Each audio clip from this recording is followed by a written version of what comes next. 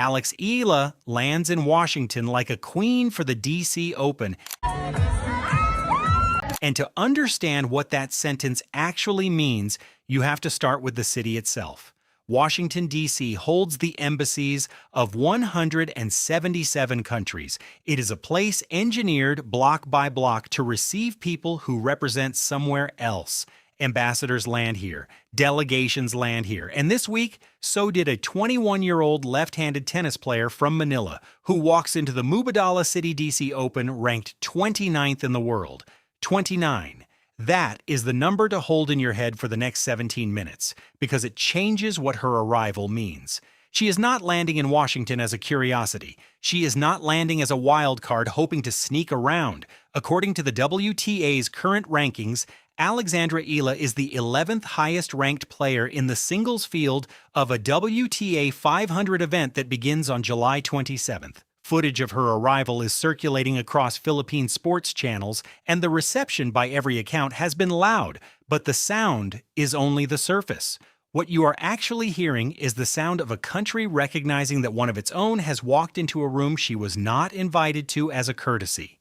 That room, this week, is one of the deepest fields the WTA 500 tier has assembled all summer. The Mubadala DC Open runs July 27th through August 2nd at the William H.G. Fitzgerald Tennis Center, with a total prize commitment per WTA figures of $1,637,000 and a champion share of $252,000. The singles draw is 28 players. The draw ceremony is scheduled for Friday, July 24th.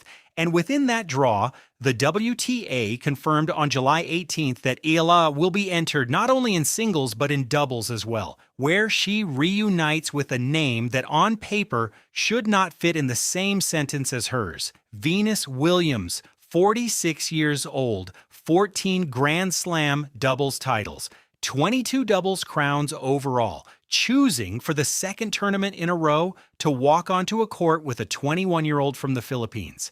That partnership is where the tension of this week actually begins, because it forces a question the numbers alone cannot answer. What is Alex Eala doing inside this room? Consider the company. Jessica Pegula, world number 3, top seed, wildcard entrant, a two-time DC Open champion who lifted this trophy in 2019 and again in 2021. Elina Svitolina, world number 10, seeded second. Naomi Osaka, world number 13, seeded third, a 4-time Grand Slam champion in her own right. Jasmine Paolini, world number 15, seeded fourth, and we will come back to that name because it matters more than any other in this draw. Diana Schneider, Anna Kalinskaya, Madison Keys, Leylah Fernandez, the defending champion, who took last year's title unseeded with a 6-1, 6-2 dismantling of Kalinskaya.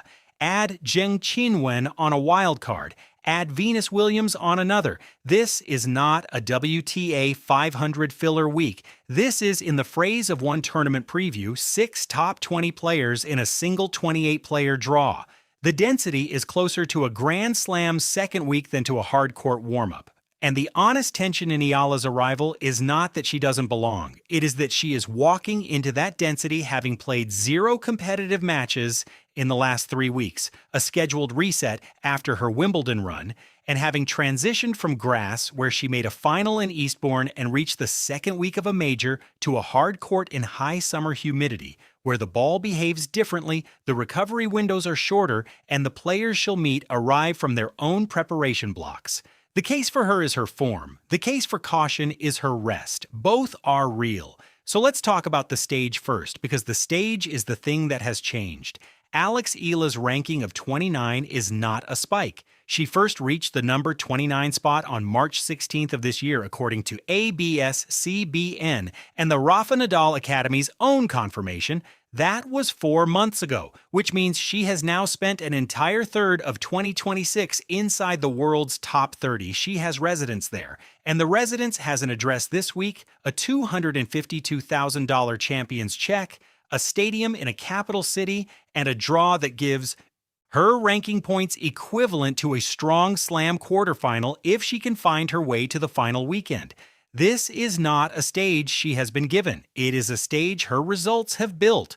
one match at a time, across a season in which she has already accumulated a 30-18 match record and $1,285,000 in prize money per the WTA's official player page.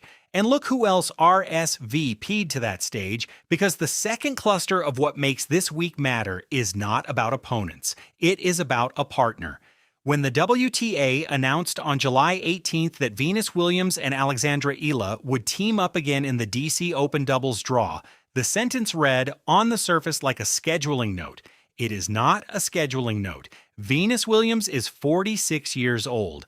Alex Eala is 21. That is a 25-year age gap on the same side of the net. In a sport that ages players in dog years, the two of them share a court that spans two full generations of women's tennis. Their first pairing came last month at Bad Homburg, on grass, where they reached the quarterfinals before losing to Teresa Mihalikova and Olivia Nichols 6-3, 6-2. Venus could have picked anyone for the reunion. She picked the 21-year-old lefty from Manila. Again, take a breath here, because what happens next in the story of Alex Eala's Washington arrival is not something you can rush into. The reason Venus Williams keeps picking up the phone, the reason WTA officials nominated Eala for Star of the Swing on the grass season, the reason a crowd in a Philippine airport gathered on July 19th to send her off, and a crowd in a North American arrivals hall gathered on the other end to receive her. All of it, every camera flash, every hand-painted sign, every whispered word from a coach to a scout in the players' lounge traces back to a single Saturday afternoon this month. July 4th, 2026, Center Court, Wimbledon, third round. Alex Eala seeded 29, across the net from the defending champion of the tournament, Iga Świątek, who at that moment held the world number 3 ranking. What happened over the next 2 hours was, per The Athletic and Wimbledon's own official summary, one of the moments that defined the entire championships. Eala won the first set in a tiebreak, 11 points to 9, saving what commentators later noted was one of the tightest breakers of the tournament. Then she broke Świątek's tie to grass, breaking her serve, breaking her rhythm, breaking, finally, her defense of the title with a second set of 6-2, 7-6, 6-2 on center court against the defending champion. That is the credential Alex Eala walks into every arrivals hall carrying now. When she stepped through the doors in Washington this week, she was not walking in as the Filipina who might someday belong at this level. She was walking in as the woman who took center court from a defending champion 19 days ago. That is what changes the meaning of a crowd's reaction. That is what turns applause into recognition. 2 rounds after that, Świątek win came the reminder that the story is not finished. In the round of 16 on July 6th, per ESPN's tournament tracker, Eala lost to Jasmine Paolini in 3 sets, 4-6, 6-4, 3-6. It was, and this matters, the deepest Grand Slam run of her career and her first appearance in the second week of a major. And Paolini, the woman who beat her, is now seeded 4th in the very DC Open draw Eala is preparing for. The story did not end at Wimbledon. It followed her to Washington. It is sitting somewhere in the same Players Hotel this week. The tennis establishment has noticed all of it. The WTA formally recognized Eala's grass court run by naming her a Star of the Swing nominee, an institutional acknowledgement that this player this season on this surface deserved a place among the tour's defining performers. Wimbledon's own official recap of the championships listed her Świątek win among the tournament's defining moments. Not one of the surprises, one of the defining moments. And Eala herself, standing in front of the Wimbledon press 2 days after the Paolini loss, said something that has stayed with the tennis media in a way most exit interviews do not. Per ABS-CBN and Agence France Presse's reporting from July 7th, everyone has days where they don't play their best tennis. I don't expect to be playing the best tennis of my life every single day. That is not the sentence of a player rattled by a 4th-round loss. That is the sentence of a player who has recalibrated her own ceiling. And earlier in the same tournament, in the press conference after her 2nd-round win, she said the line that Filipino fans have been quoting to each other for the last 3 weeks. It will be the honor of my life to inspire others. The line is on Wimbledon's own official YouTube channel. It is not paraphrased, it is not embellished, it is what she said. Fans in Manila have been trading it back and forth online ever since, and according to accounts from Philippine sports channels, chanting it in variations at her airport farewell. The cultural weight of a sentence like that lands differently when you know where she is landing. Washington, D.C., and its surrounding metropolitan area is home to one of the largest Filipino-American communities on the U.S. East Coast.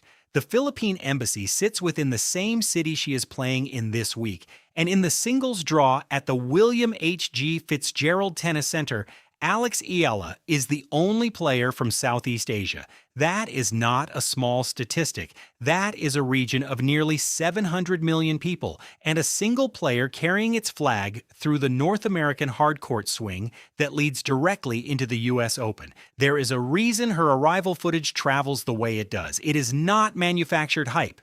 It is a diaspora watching one of its own take a chair at a table that for a long time did not have a chair with her country's name on it. The DC Open sits at the front door of the U.S. summer swing. Everything from here, the Canadian Open in Montreal in early August, Cincinnati in mid-August, the U.S. Open at the end of the month, builds toward one final destination in New York, and Eala arrives in Washington as the on-ramp, not the exit. Her draw this week will shape her seeding conversation for the U.S. Open. Her match play this week will determine whether she arrives in Flushing Meadows in rhythm or rust. Every ball she strikes in D.C. is a ball that echoes forward. And still, the honest posture toward this week is not celebration. It is caution folded inside conviction. Alex Eala has not played a competitive match since July 6th. She lost that match. She lost it to a player who is in her current draw. She is coming off a 3-week rest that, however necessary, is still a 3-week rest. Grass court form does not automatically translate to hard court results. The surfaces reward different footwork, different serve patterns, different court positioning. There is no version of this preview that pretends the DC Open will be easy for her. What her own post-Wimbledon words suggest, though, is that she has already made peace with the shape of a season that includes both center court against Swiatek and a 3-set loss 2 rounds later. Everyone has days where they don't play their best tennis. That sentence held next to her ranking of 29, and her Star of the Swing nomination is not resignation. It is architecture. So here is the room she is in now. Read it as a roll call, because the roll call is the point. Jessica Pegula, world number 3, twice a champion at this event. Elina Svitolina, world number 10. Naomi Osaka, 4-time Grand Slam champion. Jasmine Paolini, Wimbledon 4th-round conqueror. Diana Schneider, Anna Kalinskaya, Madison Keys, Leylah Fernandez, the defending champion. Venus Williams on a wild card with 14 Grand Slam doubles titles to her name. And twice now, choosing a 21-year-old Filipina as her partner, Zheng Qinwen, and seeded on merit at world number 29, Alexandra Eala. The City of Embassies has one more this week, and her chair has a nameplate. Not because a federation lobbied for it, not because a wild card was granted as a favor, because a lefty from Manila spent this season winning matches that placed her mathematically in this exact room. The draw ceremony is Friday, July 24th. First round play begins Monday. Somewhere in that bracket, a line will be drawn between her name and someone else's, and the story of her Washington week will start being written. Whether she wins 1 match here or 5, the meaning of her arrival does not change. It will be the honor of her life to inspire others, those were her words, on the world's oldest tennis court 3 weeks ago. This week, in the capital of a country whose second largest Asian population is Filipino, that sentence has an address. If you want to see how the draw falls when it comes out Friday, and how her first match unfolds, this channel will be covering every step of the DC Open swing and everything that follows into Montreal, Cincinnati, and New York. Subscribe and stay with us. The room she is in now is one she earned her way into. What happens inside it starts on Monday.